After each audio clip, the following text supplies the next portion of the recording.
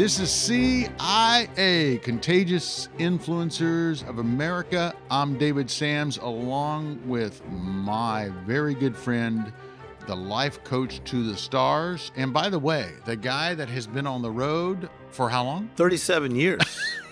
And that's really the truth. Tim Storey is with me, and he has been traveling the world. I'm so glad that he's back with us today because we have missed you, Tim. I have been traveling the last few weeks, places like South Africa, etc. But then I pray David has not fallen, just off the rails. Then you come in looking like doggone George Clooney. Well, I went to Philadelphia in July, and I did the Rocky steps. You got to do the Rocky steps, right, when you go to Philadelphia. I've seen them. And I'm running up the steps, and I almost fell backwards. And I just felt like, oh my gosh, I can't get up these steps. I can't do the Rocky thing. So I have made a commitment that I am going back there in July. Yes. And the really cool thing is I have you to coach me through some of these changes that I'm going through. And we'll do that at the end of this interview because, like I said, I need my life coaching session, my friend. Yes. Now, I will tell you, the gentleman that we have on today's show, Cal Turner Jr., is someone that I have been wanting to meet for years and years and years. Cal is the man behind the phenomenal success of the Dollar General stores. And anybody who travels like we do, we see them in obscure places. I did not realize this. There is a Dollar General store within 5 miles of 75% of the U.S. population. Okay, see, that's amazing. Not only is it everywhere, but here is a company that now does some $20 billion a year in revenue. And you did say billion. Billion. We see all these retailers closing their doors, and everybody wants to blame it on Amazon. And I love Amazon. Yeah. But here is Dollar General, and they are absolutely thriving. Success leaves clues. Don't you agree with that? Absolutely. So we're going to find out some secrets and clues on how they built that business, but how that business continues to thrive. And afterwards, we'll do the life coaching, and I have a challenge for you. Okay. So let's listen to this interview, and then we'll be back in just a few minutes with my life coaching session and a special challenge for Tim Storey.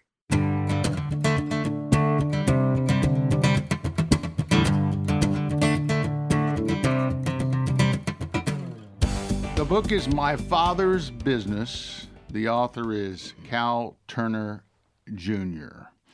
I was blown away by your book. I was blown away, Cal, by just how much you put out there. And I thought to myself, I can't wait to the day that I retire and I can tell all. Well, thank you for that reaction. But you really do put it out there. I mean, the stories that you reveal, I looked at this as one of the premier books, cheerleading books of mentorship. Oh, thank you, David. It had dawned on me that not many have been CEO of the same company for over 40 years, actually, and that the company went through so much change in my attempt to take ministry into business that I'd like to share all of the stories of that family business that had to grow up and how the company really got going when the thrust behind it, David, was ministry. Mm-hmm. Ministry works in business. And I believe that was proven at Dollar General. Take me back to the beginning. Let's go back before the beginning with your grandfather. Oh, he was wonderful. Because he had a vision. It was something out of the ordinary for the time. Take me back and tell me a little bit about his story. When I asked my dad the vision of my grandfather and of my dad, both of whom founded the company, I got one word: survival. And my grandfather, with only a third grade education, suddenly became the head of the family on a heavily mortgaged farm with 3 younger siblings when his father was tragically killed. Incredible circumstance. And it sounds nothing at all like the beginning of a Fortune 500 company, does it? Mm-mm. Not at all. But that was Luther Turner, who butchered the King's English, but who loved people and believed in hard work, and actually believed that since he only had a 3rd grade education, that everyone he met was smarter than he, and he should learn something from everybody he met. And I consider him to be the smartest man I've ever known. So when he had the vision with your dad to open this store, like you said, it was all about survival. There's no way he could envision what was to occur over the decades. No way. So how did it go from that one store? Where was that store, by the way? Well, the very first Dollar General store was in Springfield, Kentucky. But David, the company started as a wholesale company in a very small Kentucky town, Scottsville, because that's where Luther and Cal had worked. They'd worked for a wholesaler in Nashville. They lived in Scottsville, the center of the universe. You didn't know that about Scottsville, did you, David? So they bought a big brick building at half price, because the Turner will buy anything at half price, and started a wholesale business. An incredible thing to do in 1939. That was the year my dad was born, 1939, yeah. I was born 3 months after the company was started. Really? In January of 1940. Wow. So your dad and I are the same age. Yeah. Initially, it was not called Dollar General, right? That's correct. It was called J.L. Turner and Son. Yeah, and Son. And Son was my father. So talk to me about the formula, and I hate to use that word because it's so it simplifies what I'm trying to get at here. Tell me what the inspiration was. Tell me what that special touch was that really set them apart from the crowd. Well, David, I agree with you. I don't like formulas either. And I think the secret of the company was that my dad knew the customer very well and stayed connected with that customer. And that company succeeded by helping struggling people in small towns all over everywhere.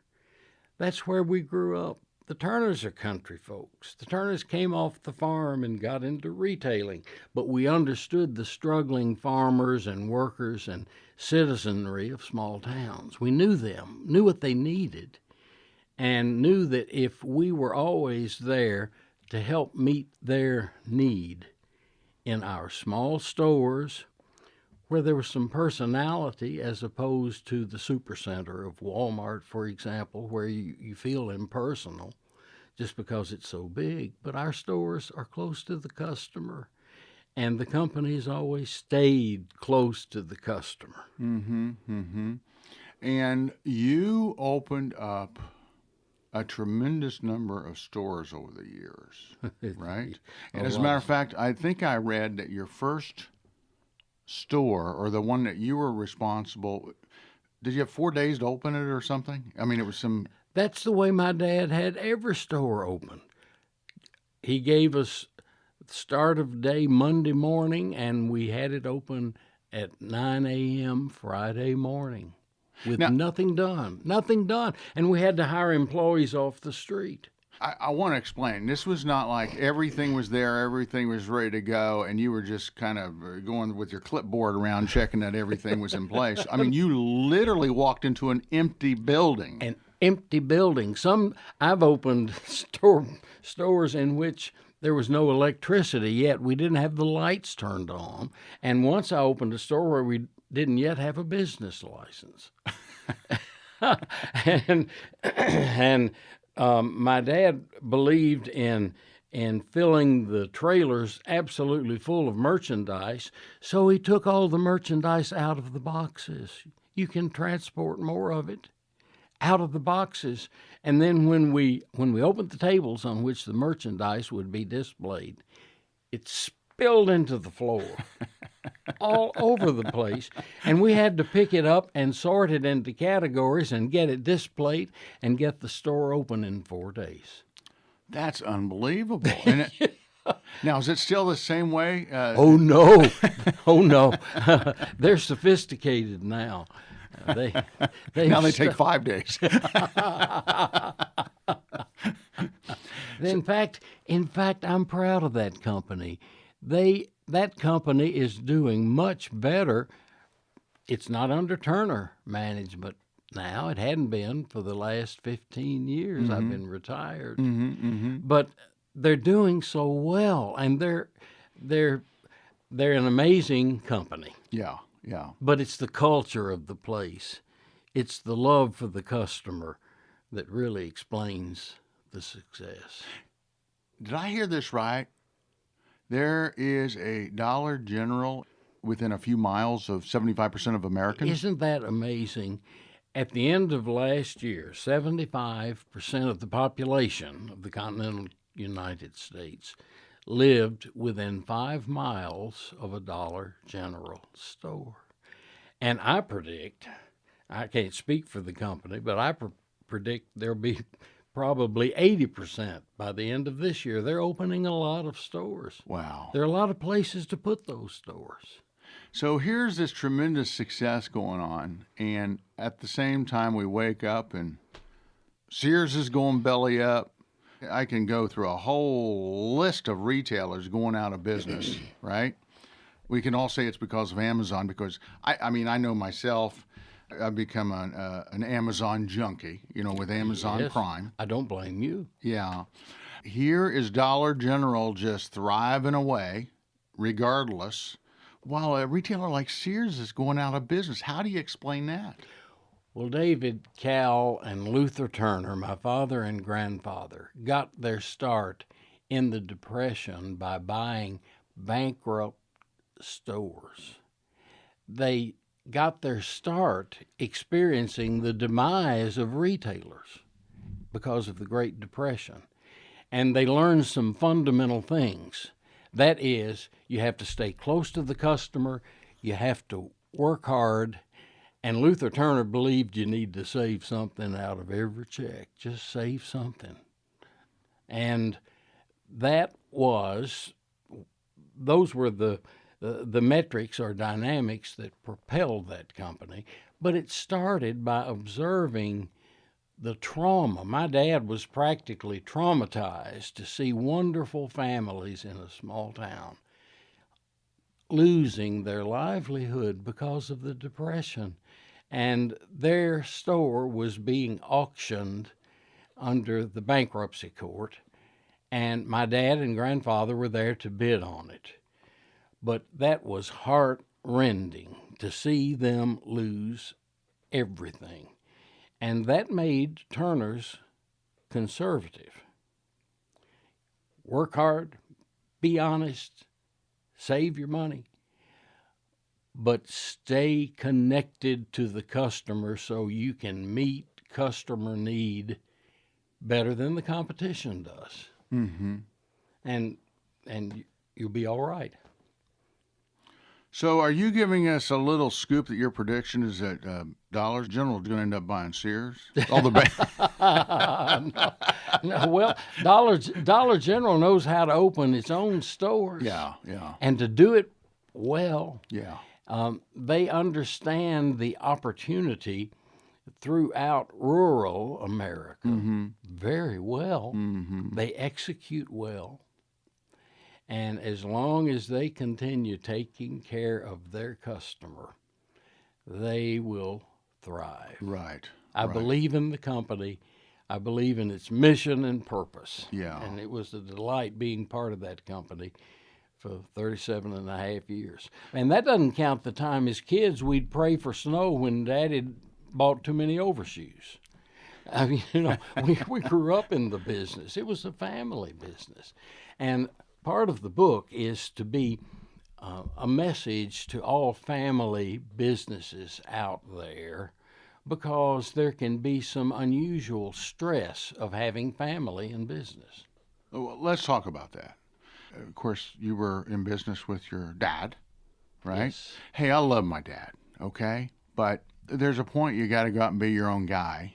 And I can't imagine, I sort of can now imagine working alongside my dad. But when I was a young stallion, I had to break off and move from Ohio to Hollywood in my 20s, 30s, and 40s. I love that independence. What was it like working alongside with your dad? David, I didn't want to go into the business. I didn't want to work for my father. I wanted to be my own man. I wanted to prove who I was. And then I must share that at the age of 11, something happened to me that was life-changing.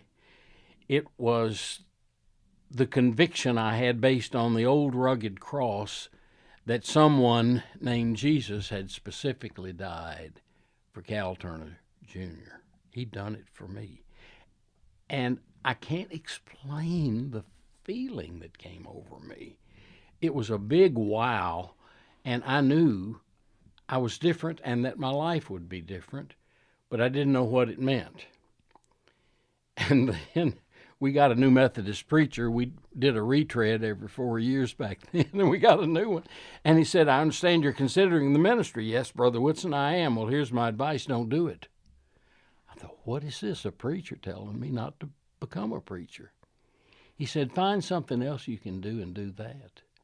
Because only if there's nothing else you can do are you called to be a minister of the gospel. And I thought, oh, thank you, Lord. I don't have to be a preacher. That makes me feel so good. And then I thought, uh-oh, I know what this means. This means the family business. This means I can't prove to the world who I am and what I can do. I have Junior on my name anyhow. I've got his name, Cal Jr., and he is the God of the company. He will turn it over to no one else but me. I just knew that. Mm-hmm.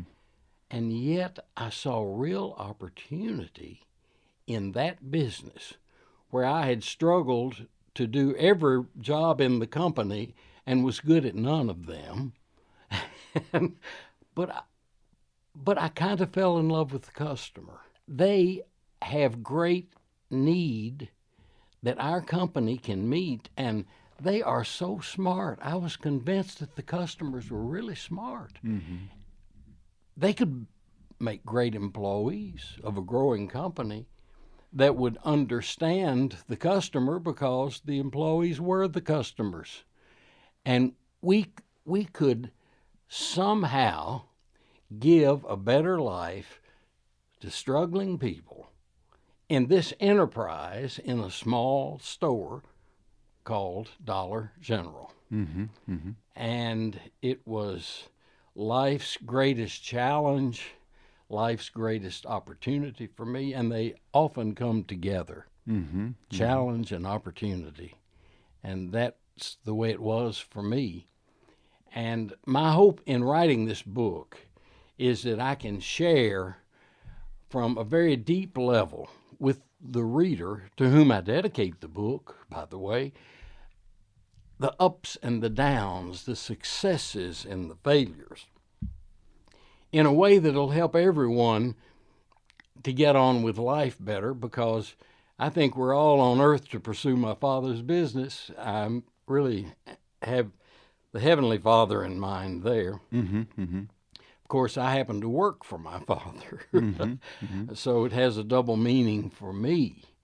But I believe everybody has unique spiritual DNA from the Creator. And there's something in mind for you, whoever you are, to do. And that's your version of My Father's Business. And I hope the book, My Father's Business, helps you to pursue My Father's business in your life. So you started out, what, sweeping floors and doing the... That's the only job I did well, David. Sweep the floor.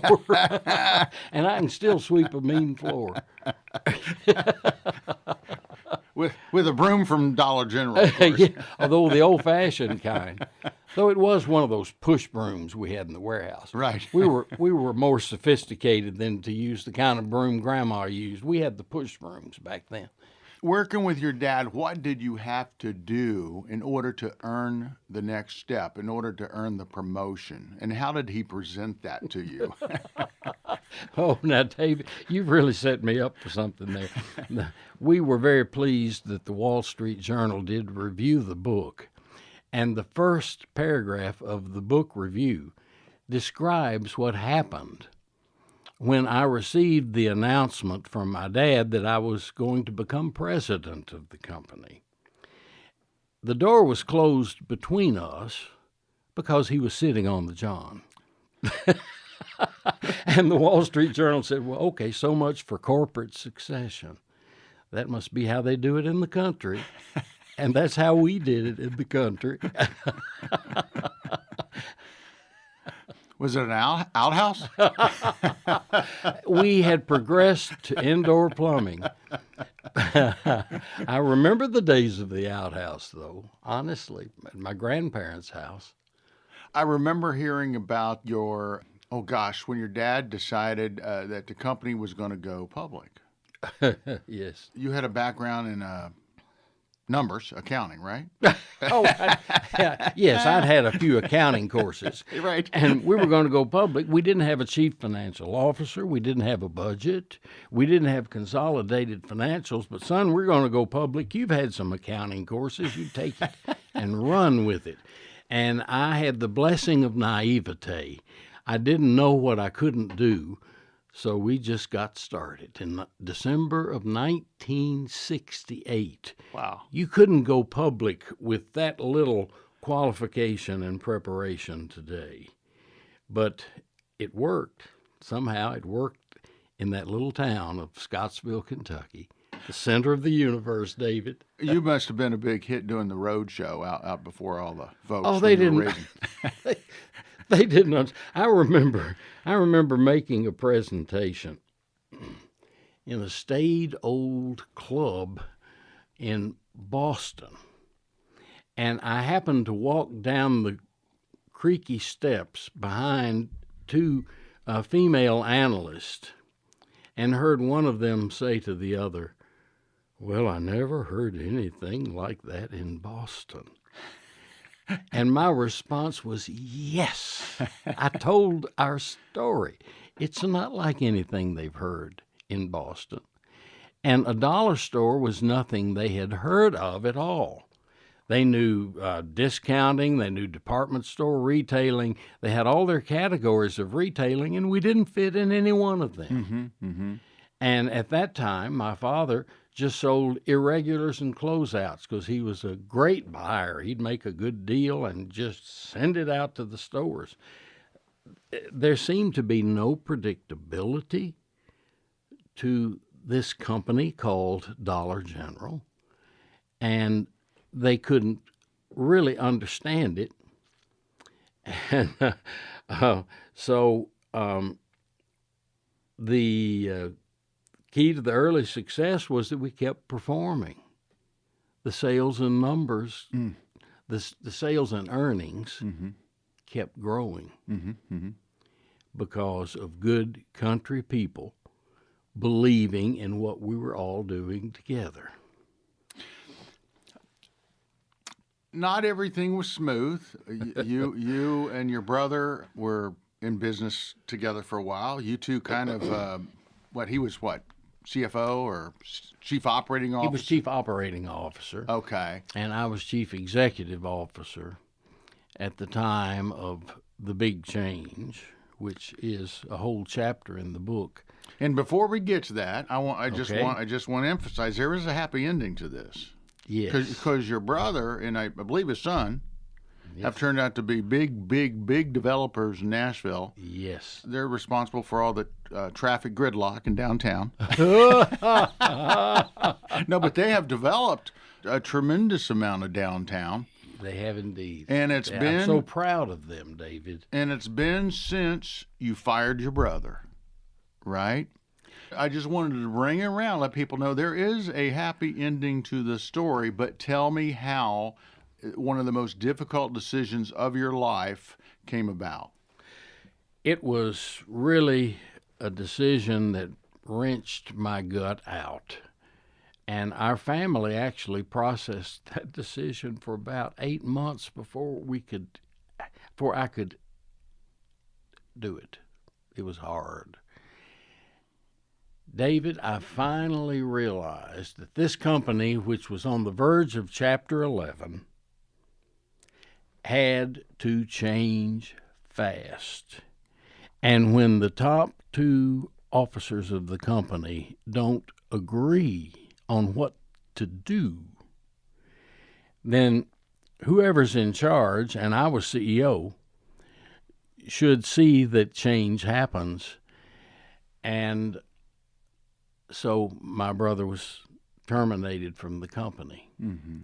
I did it based on the 15th chapter of John. I'm the vine, and my Father's the vine dresser. He cuts away that which is dead.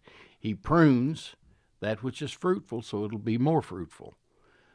Thank you, Lord. I understand that one brother has to be cut away. The other brother has to be pruned. Both have to go through hellacious pain. Now, the pain my wonderful brother, Steve Turner, went through liberated him from the family business to do his own thing. And what you have just mentioned, the development of downtown Nashville, he is very responsible for that having happened so beautifully. Mm-hmm. Mm-hmm. And to me, it proves that if you get your marching orders from the real CEO, Mm-hmm. that's God, that it works out. It may not work out in your life as soon as you'd like for it to happen. Mm-hmm. But if you hang in there like a hare in a biscuit, good old Allen County, Kentucky expression, and seek insight from the real CEO, it does turn out well. Mm-hmm. And I want any reader to be encouraged by reading about the pain that we went through of rapid growth and family change and company change. And yes, retailing is a tough business. But we found out that the secret to retailing doesn't lie in copying the competition, but in pursuing your unique opportunity to do something for the customer better than anybody else does. Mm. And we knew our customer in those small towns, and we served those customers in our small stores. And I think you can apply that to almost any business, even church business. I mean, if you're Church business. David, when I went into the business, my dad said, "Well, son, I think you need to run a business like a church." I said, "Oh, no, Daddy. If we do that, we're dead. We've got to run business better than the church runs." I'd been on all the church committees, and I'd seen the sausage making of running a church. We've got to run a business even better. Mm-hmm. Mm-hmm. Now, I'm determined that we be Christ-centered in what we do. I won't talk about that in the business. I don't want to merchandise my Lord, but I consider him to be the real CEO. And if you have that going on in your life, if he's your real CEO, you will be amazed at what happens. I want to just emphasize something as we talk about your business background, your family's success in the retailing business, in church business. I want to talk about a concept a minute, and that is, if we look at the church in America on how to really keep it relevant. And I'm not talking about through a bunch of gimmicks that everybody comes up with, but if you just look at the scripture and what our responsibility really is when it comes right down to it. Let's take something like divorce. 30, 40, 50 years ago, divorce was really shunned by, if you were divorced and you walked in the church, everybody kind of gave you the stare, right? Yeah, absolutely. Now you drive up and down Franklin Road here, and every church offers divorce care because it embraces those to come in and to be fed and to work through that season of life, and it's a way to get people into church. And divorce care has really been amazing over the past decade. What's on my heart more than anything, and one thing that we do on a radio show, and this year, in the past 2 years, we've done over 300 segments lifting those up who are meeting people with special needs, specifically autism. Yes. There is such a need in the church to embrace special needs, especially those with autism. When you look at 1 out of some 60 kids in America with autism, and you look at the fact that it impacts the parents, there's an 80% divorce rate with people with autism. It impacts the siblings, the grandparents, etc. And we're really encouraging churches to take on that responsibility. And a lot of churches don't, just because they don't know what to do. They're at a loss, and they're a little afraid that, those kids are going to come in here and disrupt us or disrupt the service or whatever it is, right? Yes. When you talk about meeting the needs of the customer, as you have in retail, we're using a lot of our airtime to encourage church leaders to meet the needs of those in their community in a unique way. It's not about just delivering the sermon. It certainly is not. I am very moved by a great sermon. But the issue is the relevance of any church. Now, I would say that Jesus Christ is always relevant. Sometimes the church is not completely relevant. What is the need in the community?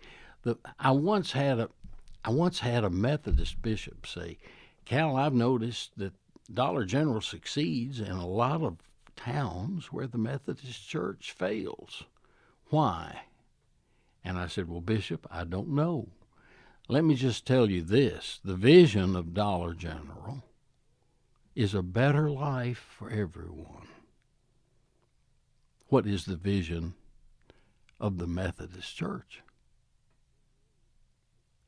Where there's no vision, the people perish. But the church, there is no problem with any church having a vision if it has a heart for Christ and for serving human need." That's good. That's good. We've talked about your dad. We talked about your grandfather. Mm-hmm. Let's talk about your mom. I'd love to talk about my mother. My mother was a wonderful, wonderful person. She had grown up with 4 brothers. Oh, good. And she understood men. And she knew how to control us with finesse, and we probably realized we were being controlled, but it was okay, the way she pulled it off. And I got my leadership principles from my mom, David. I got business from my father, but I got leadership from my mom. For example, when I was a teenager, my mother would say, "Son, for a good boy, you get into a lot of trouble." Isn't that wonderful? there's a leadership principle there. That is, in solving any problem, get rid of the guilt and blame. Separate the person from the problem so everybody can come together in problem-solving partnership. So when I came into the company, my dad, who was old school retailing, when something would go wrong, he'd say, "Who did that?" And I said, "Daddy, I'm not going to tell you." He said, "Do you know who did it?" "Yes, sir." "Well, who did it?" "I'm not going to tell you." And Daddy, we're going to stop asking that question. From now on at Dollar General, instead of saying, "Who did that?" we're going to say, "What happened?" And who needs to come together to fix this problem? Because, Daddy, anytime there's a problem, there's never any one person who did it. So we're not going to try to figure out where to lay blame. We're going to create problem solvers who are in partnership with each other to help us build this company. And David, I wish our society today understood the need to get beyond labels, to get beyond guilt and blame, and to come together to discover where we can all agree on something progressive to accomplish together. Mm-hmm. That is leadership. That is the agenda of leadership. And you've got to get over blaming somebody, saying, "Well, he's just a so-and-so, or she's just a this or that." Well, each person is a unique human being. And I think there is a basic motive in every human being to be part of something that can matter, that can make a difference. And if we can come together to figure out the best difference we can partner to achieve, we're following good leadership practices. So for somebody who is listening in on this right now, they're in the midst of some kind of turmoil, family feud, whatever, with either a sibling or a parent, looking back on what you went through, especially your brother, how would you manage that strife knowing that God sees things from 35,000 feet? Sometimes we get our, lost in the trees, right? What dots can you connect looking back on your situation, specifically with your family issues, that you can encourage others to sort of just hang in there, take a deep breath, keep the faith? Well, I think your first problem-solving agenda lies within yourself. Can you understand yourself well enough to own your contribution to the problem?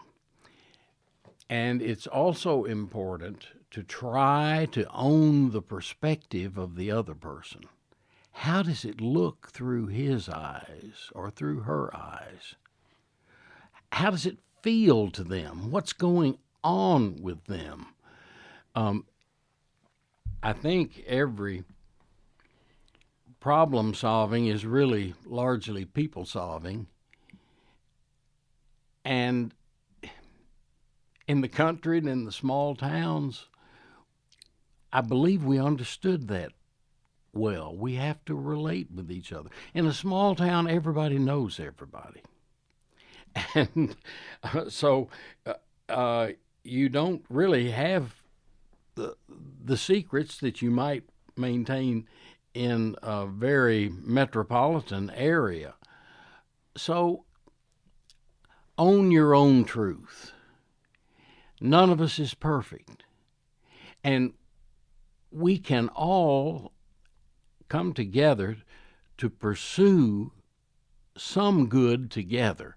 Now, we may have to get over this real problem we're all facing right now. but there's always somebody there to help you solve the problem.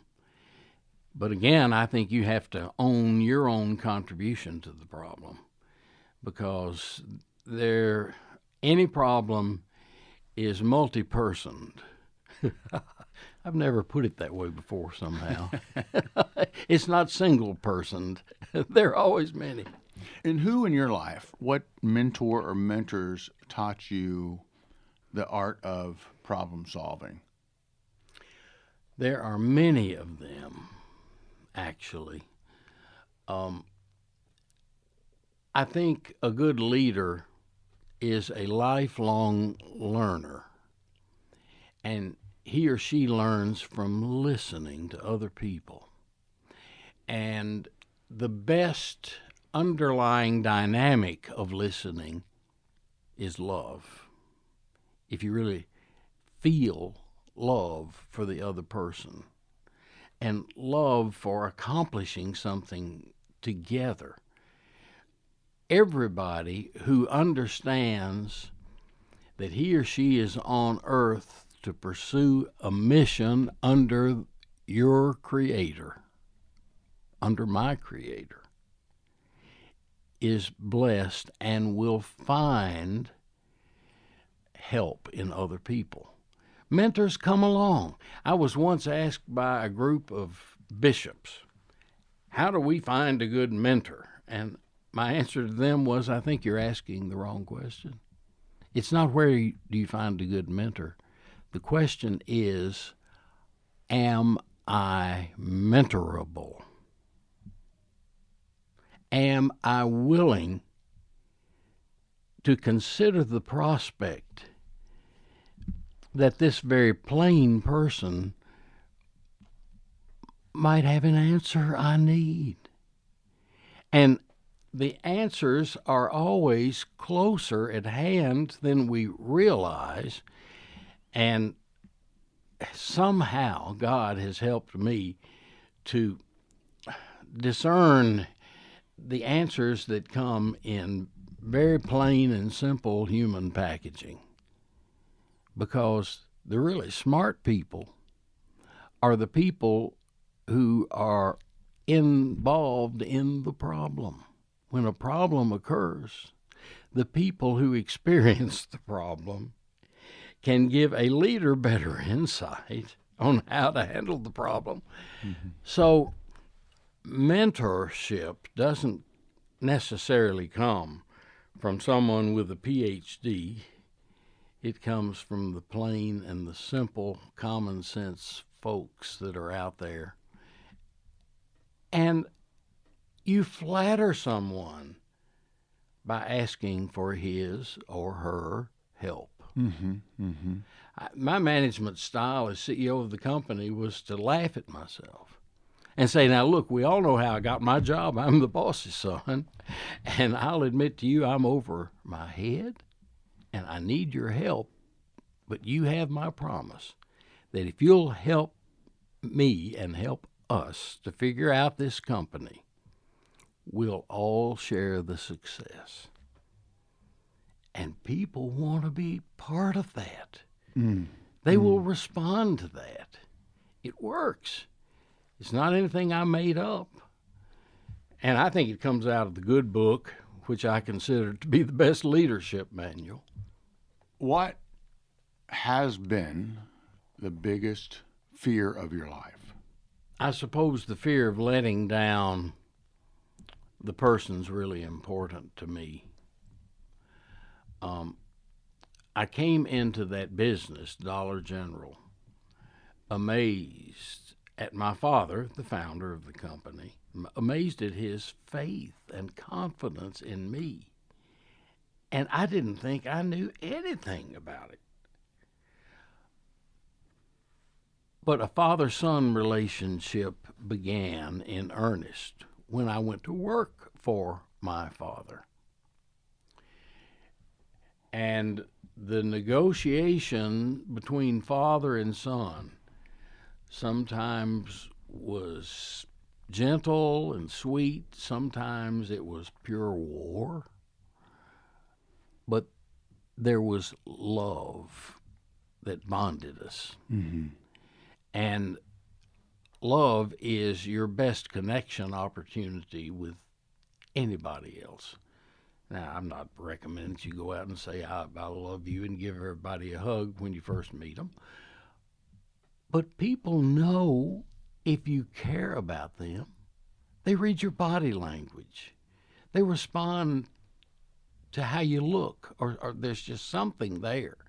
And if you are in search of meaningful people connection in your life, you'll find there's no problem in your being mentored. There's no problem in your being a great problem solver, because there will be others there to help you solve those problems. And that sounds pretty basic. May sound simplistic, but I believe it is God's simple truth that your best opportunity on earth is to get the right people connection to deal with whatever problem you encounter. Biggest disappointment in life, and how have you dealt with it? Well, you didn't ask a question there. You asked an encyclopedia of questions, David. There have been many disappointments in my life, which, by the way, I share in the book, My Father's Business. I can't tell you how I was torn up by the prospect of being the one who fired his brother from a company. It was a family business. One brother firing the other brother. And when it happened, my brother predicted that I would have to live with that the rest of my life. He was right on. I still do. Now, you can go through hard times and struggle and disappointment, and you may wind up with some scars. But I believe your faith in God can help you to redeem those scars. And I was blessed with a sense of humor. I was blessed by understanding that I need other people, and found that it was an endearing quality for me to say that, because they could tell I really meant that. And when you ask other people to help you, and you're really available for their help, they'll want to give you their best answer. And the smart people are the people out there. They're not the people in here. They're not the people at corporate headquarters. They're the people out in the stores who understand the customer, who understand life better than we do in the hallowed halls of Dollar General. And I'm speaking historically. I don't know how it is in the company now that I'm not there. But I know how wonderful it was when I was in that company, because of the front line employees who understood what we were all trying to do for our customer. What's your relationship with your brother like now? Our relationship, I should say, is good. And believe it or not, writing this book has enhanced our relationship, because there's something about looking back on life that helps you to be more thoughtful about what happened. And I once read something about the parable of the prodigal son, which which amazed me. It said, "Do you realize that the prodigal was forgiven, but the older brother who always did everything right is the one who wasn't forgiven? The sin of the older brother is harder to receive forgiveness for than the sin of the prodigal. When there's obvious sin, somehow it's easier to get forgiveness. You have to admit it. The older brother who always does things right, who is always a people pleaser, has a harder time receiving salvation." And I thought, oh my goodness, I was not a good older brother. I was always trying to do things right. I didn't get the connection with my 7-year younger brother that I'm here advocating that any leader try to accomplish, to get a deep connection with each person. Get as much of that as you can. I didn't do that with my brother. Sometimes you can't do in family what you might be able to do in business.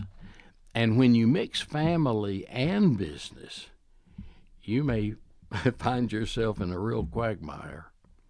Help me out here. I have a younger brother, very creative, has a master's degree in music, right? I love my brother, but we're not close, okay? And I think about it a lot. I think about, when I went to Hollywood and I had a house there, and my brother decided to move out there and I let him stay with me, he had one job that I gave him in the house, the little house I had. I said, "You got to go out and mow the grass." And by golly, that grass grew to be a foot. Yeah. And I held on to that all of those years, right? And now as I'm getting older, our relationship is good, but it's not great, okay? Help me out here. Here's my brother in music and audio, and I run one of the biggest operations there is in the radio business and the audio business, and control 150,000 hours of airtime in the United States a year, right? But yet, my brother's not connected, okay? Help me out here. What have you learned? If you were in my shoes right now, help me to reach out to my brother and to bring that relationship closer. Wow. Well, David, every relationship is one of a kind, and I don't know how to generalize. But something has come to me as I've been thinking about your question. It's how we used to do how I used to do store visits of the competition at Dollar General. Now, in retailing, when you go visit the competition, you're a sleuth. You're secretive. You sneak in, and you try to look back in the stock. If you can get in the stock room and look at the merchandise they have and the orderliness, you try to discover everything about the enemy that you can. I would go into a family dollar store, for example, and I'd say, "I'm Cal Turner Jr. from Dollar General, and I'm here to learn from you in this family dollar store." They would cringe. And then I would start confessing problems we experienced at Dollar General that I could see they were experiencing in their store. And they'd get honest about their problems because I was honest about our problem. And I went into one store in January and I said, "How well did you sell through your Christmas toys?" "Oh, we sold them very well, thank you." I said, "We didn't sell ours worth a darn." He said, "We didn't sell ours worth a darn either." and then we talked about why he wasn't selling them and why we weren't selling them and where he got his merchandise from. And when his orders came in from the warehouse in December, did they come in too close to Christmas for you to sell them? Did you put the merchandise? And I learned which warehouse served that store. I learned how their ordering systems were. But I started with a confession. Now, you need not to think of your brother or your sister as a competitor, or at least to do what you can to get above and beyond competition and rivalry.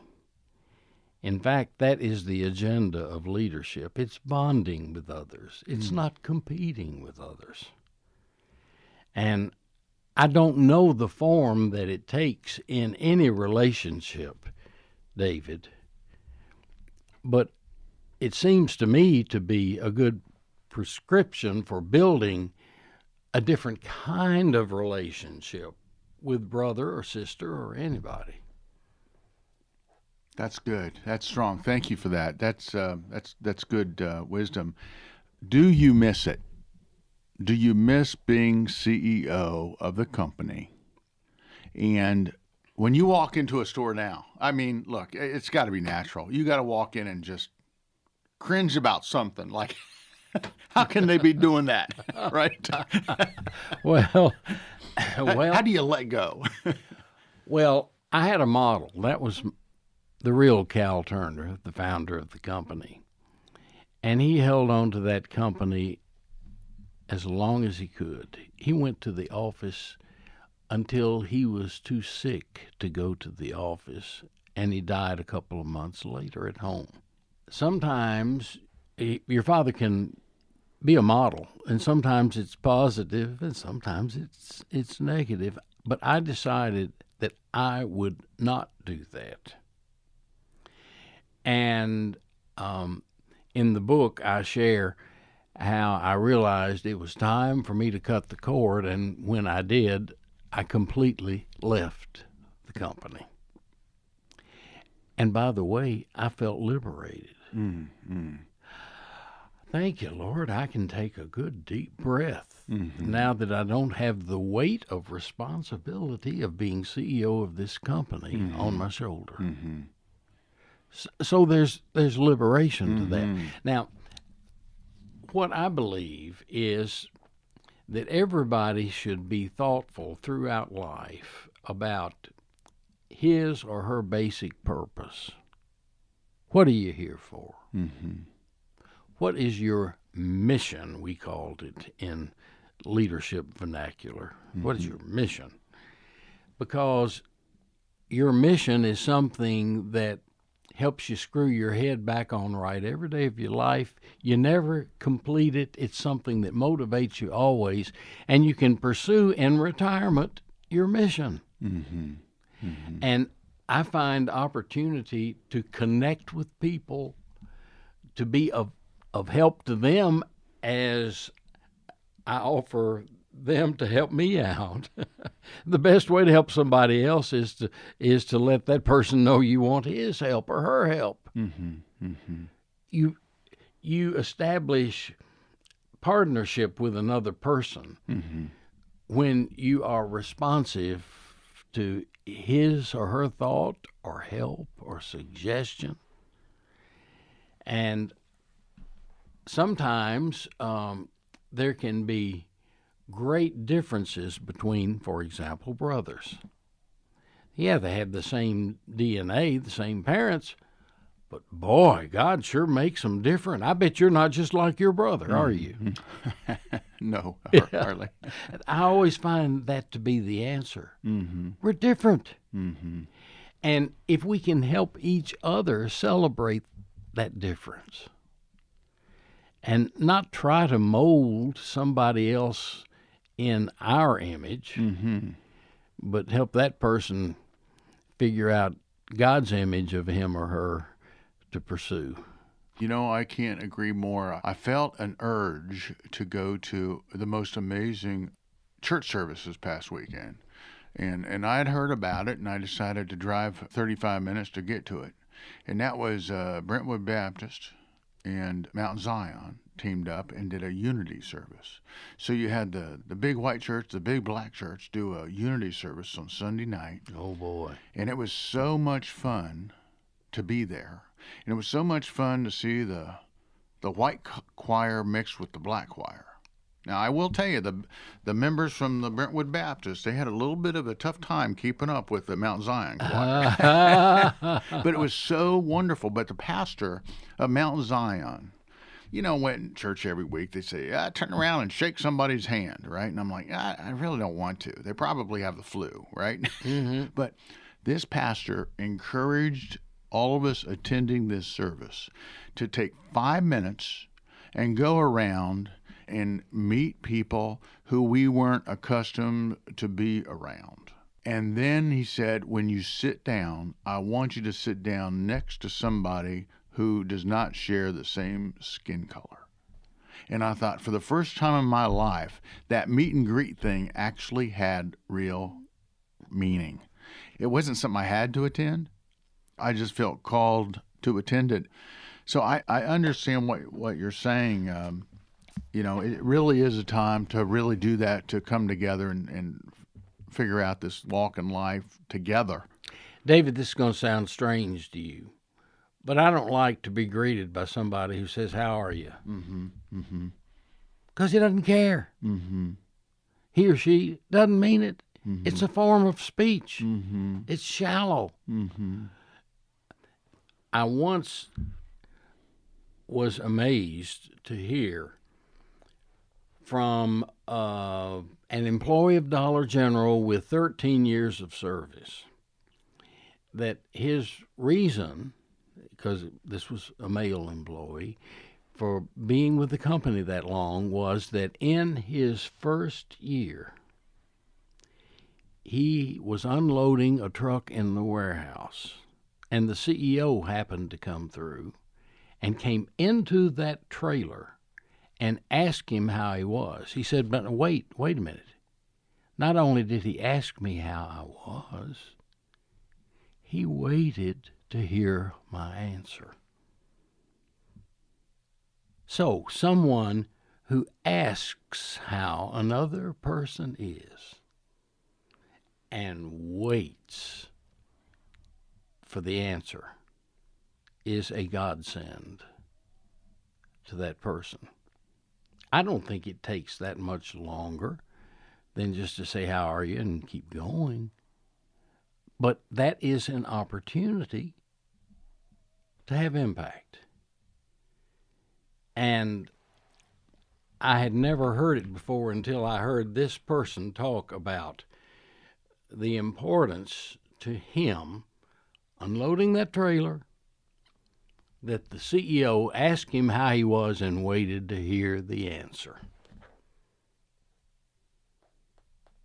What is the one thing that you have not yet done or accomplished that you really want to achieve? Wow. Well, first of all, I'm smitten with my forgiveness in Christ. I'm already forgiven. So that can liberate me from the regret at what I haven't accomplished. But I need to ask myself that while I'm on earth, life isn't about what I accomplish anyhow. It's about what God accomplishes around me. And I'd be blessed if it were also through me. That's what I want to be part of.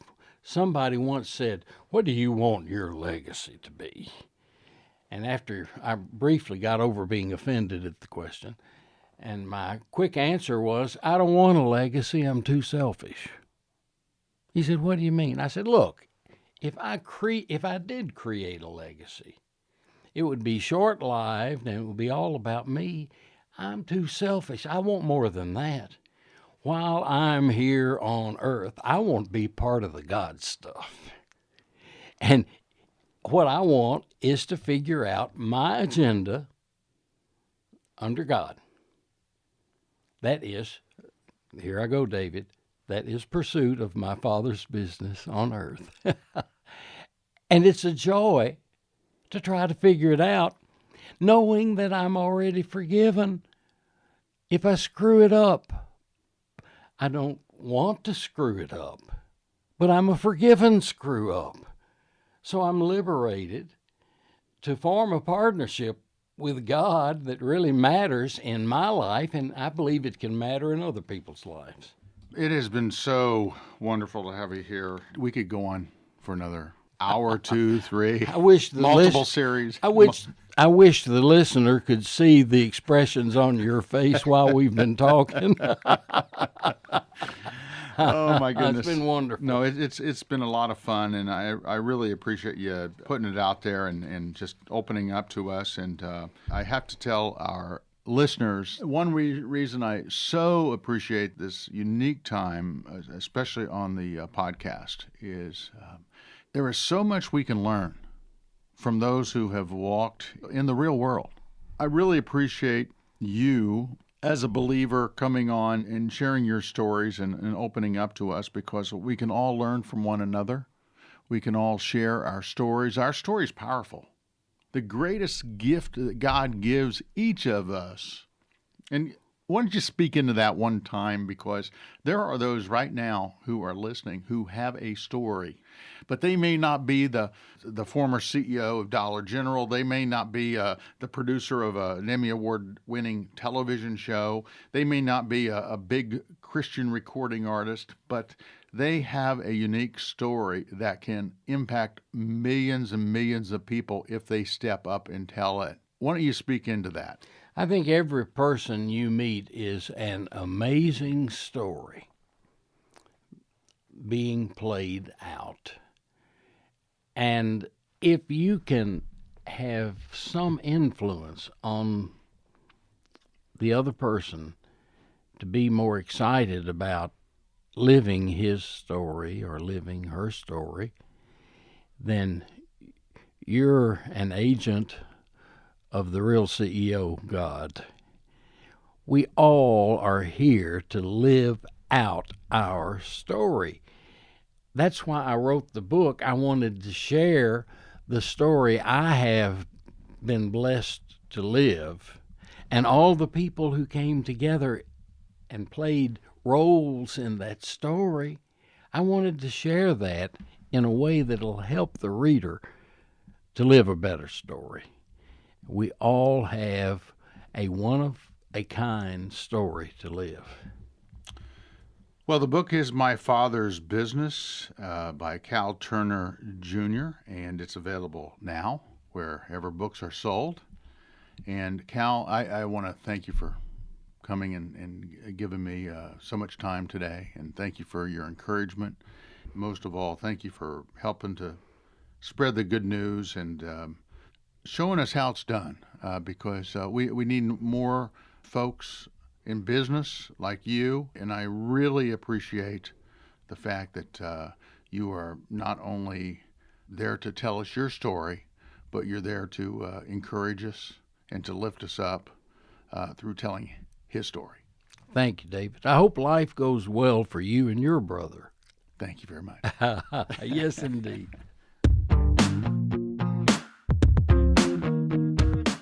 Tim, can you believe that Cal Turner actually turned this company into what it is today?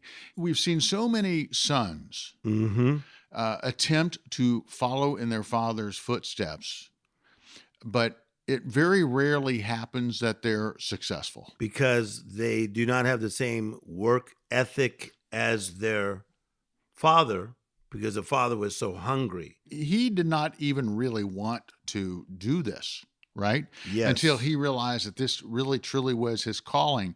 So he had the desire, but he also had the discipline.